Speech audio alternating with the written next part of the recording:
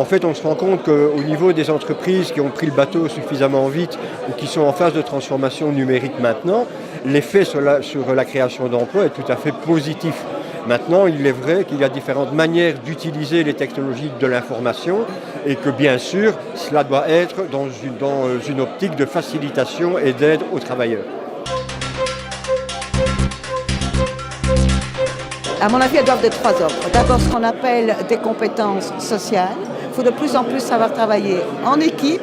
Le respect d'autrui, ce sont des termes qui reviennent. Il faut savoir collaborer avec les autres. On ne vit plus isolé dans un travail bien précis. On est interconnecté, ça demande une autre façon de collaborer.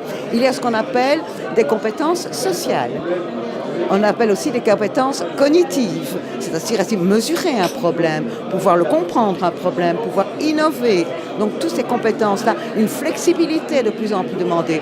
On voyait la flexibilité au niveau des horaires. La flexibilité est un terme qui évolue. C'est pouvoir travailler ici et ailleurs, ne pas nécessairement toujours au même endroit. C'est travailler aussi ensemble, c'est pouvoir travailler à distance, tout un nouveau finalement scénario et apprendre à penser autrement.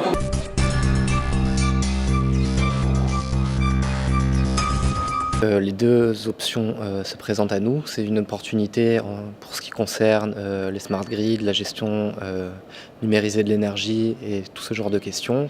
Par contre, il va falloir être bien attentif à la question de l'utilisation des ressources naturelles, des métaux et également à la consommation d'énergie qui est liée au numérique. Donc il faudra peser le pour et le contre entre les deux visions.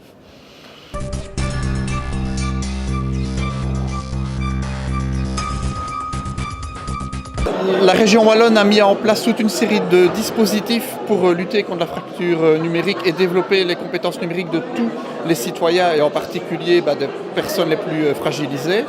Il y a d'une part le PMTIC qui est le plan mobilisateur TIC qui existe déjà depuis plus d'une dizaine d'années, qui fait l'objet de mises à jour régulières et qui va bientôt être élargi à l'ensemble des citoyens. On y retrouve dans ce dispositif toute une série de formations à la prise en main, à l'acculturation aux outils numériques. Il y a aussi le réseau wallon des espaces publics numériques, les EPN, où on peut accéder à un ordinateur, rencontrer des coachs, participer à des animations.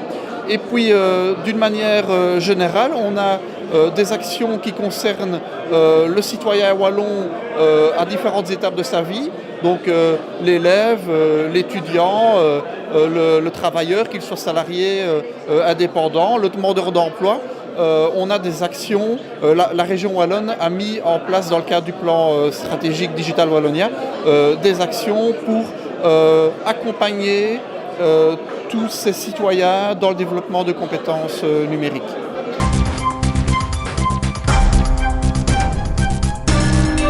Être informé et consulté et voir le cas échéant aussi négocier avec leur employeur sur toutes les thématiques liées à la digitalisation et la numérisation de leur entreprise.